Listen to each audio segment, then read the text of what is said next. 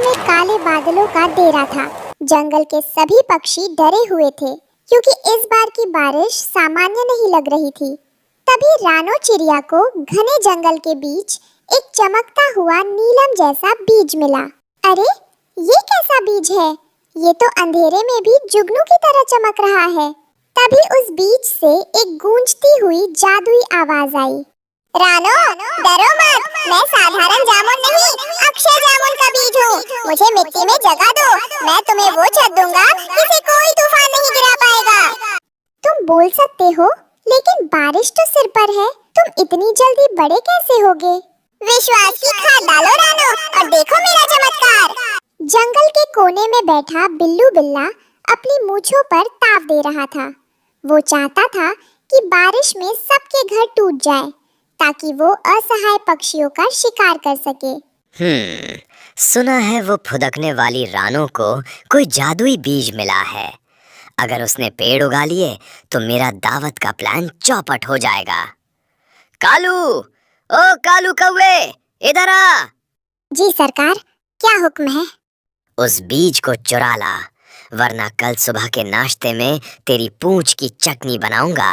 रानो ने अपने दोस्तों को इकट्ठा किया। मिट्ठू तोता और टुनटुनी चिड़िया फौरन मदद के लिए आ गए। रानो बहन, क्या सच में ये बीज हमें बाढ़ से बचाएगा? मेरा घोंसला तो पिछले साल भी बह गया था। फिक्र मत कर टुनटुनी, रानो की आंखों में मुझे भरोसा दिख रहा है। चलो गड्ढा खोदते हैं।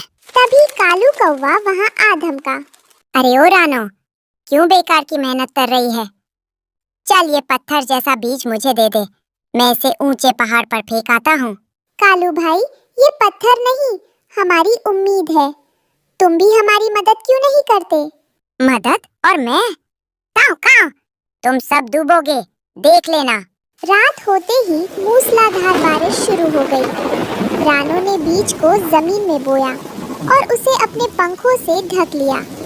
तभी बीज से एक तेज रोशनी निकली। मिट्टी का साथ मिला, अब आकाश की ओर प्रस्थान है। जागो पेड़ो, बनाओ रान बसेरा। पलक झपकते ही वहाँ एक दो नहीं, बल्कि बहुत सारे जामुन के विशाल पेड़ उगाए। उनकी टहनियाँ इतनी मजबूत और घनी थी कि बारिश की बूंदें भी उन्हें पार नहीं कर पा रही थी। देखो, जामुन के पेड़, और इनमें तो पके हुए फल भी लगे हैं। वाह, ये तो कमाल हो गया। अब कोई पक्षी बेघर नहीं रहेगा। तभी नीचे से बिल्लू बिल्ला की चीख सुनाई दी। पानी का स्तर बढ़ रहा था और बिल्लू एक छोटी सी लकड़ी पर तैर रहा था। बचाओ रानो, मुझे बचा लो, मैं डूब रहा हूँ। मुझे भी बचाओ, मेरे पंख भीग गए हैं, मैं उड़ नहीं पा रहा। रानो, इन्हें मत बचाना, ये हमारे दुश्मन हैं। नहीं मिट्ठू, मुसीबत में पड़े दुश्मन की मदद करना ही सबसे बड़ी जीत है।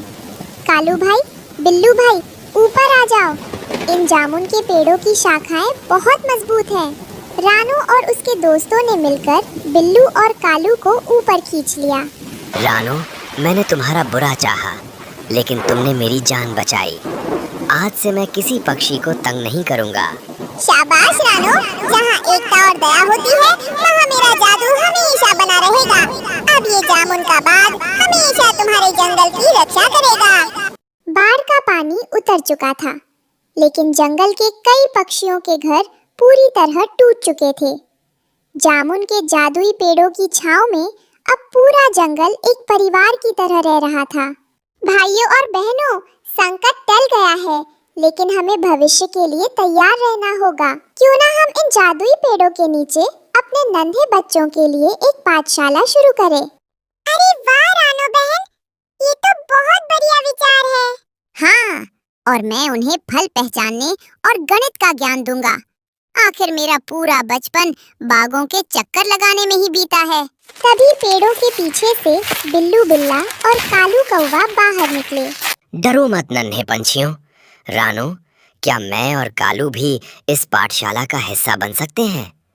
मैं बूढ़ा हो चला हूँ, अब शिकार नहीं, सेवा करना चाहता हूँ। हाँ रानो बहन, मुझे तो उड़ना आता है।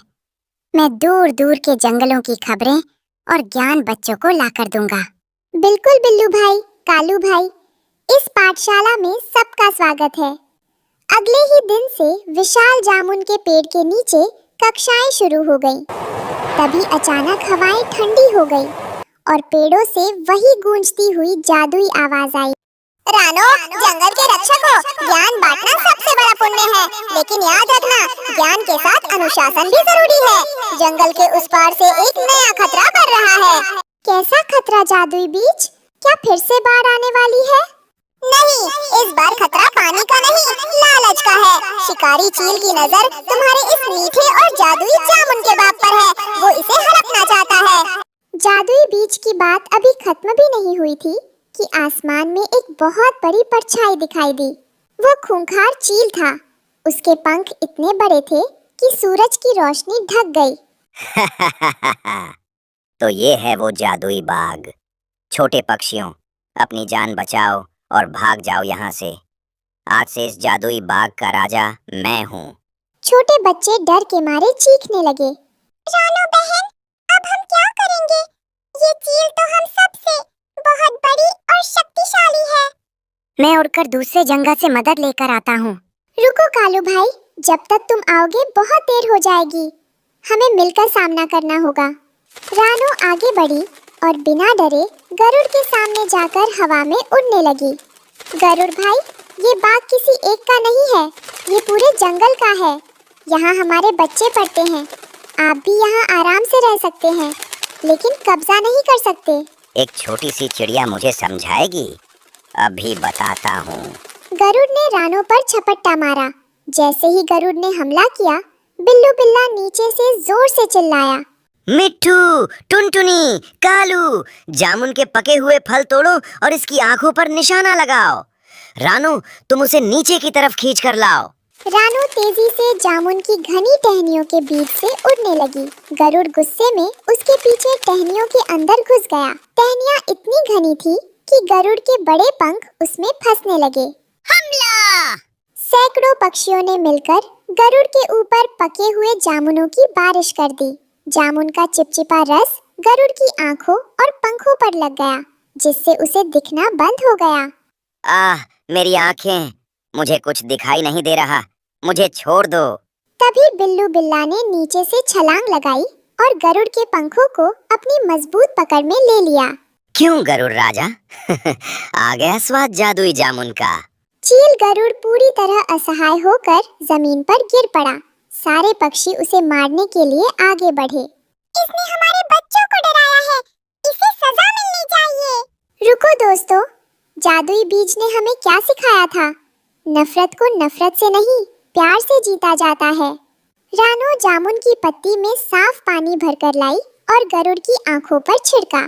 धीरे धीरे गरुड़ की आंखों से चिपचिपा रस हट गया। जब उसने अपनी आंखें खोली तो देखा कि वो नन्ही चिड़िया जिसे वो मारना चाहता था, वही उसकी तीमारदारी कर रही थी। मुझे माफ कर दो रानो, मैं अपने घमंड और लालच में अंधा हो गया था।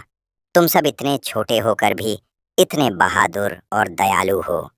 अति सुंदर रानो, तुमने आज फिर साबित कर दिया कि असली जादू किसी बीज में नहीं बल्कि तुम्हारे साफ दिल में है। गरुड़, यदि तुम शांति से रहना चाहते हो तो तुम इस पाठशाला की सुरक्षा गार्ड बन सकते हो। ये तो मेरे लिए सौभाग्य की बात होगी। आज से इस पाठशाला की तरफ कोई बुरी नजर नहीं डाल पाएगा। रानो बहन, आज पाठशाला की छुट्टी के बाद क्या कार्यक्रम है? आज हम सब मिलकर गरुड़ भाई के स्वागत में जामुन का शरबत पिएंगे।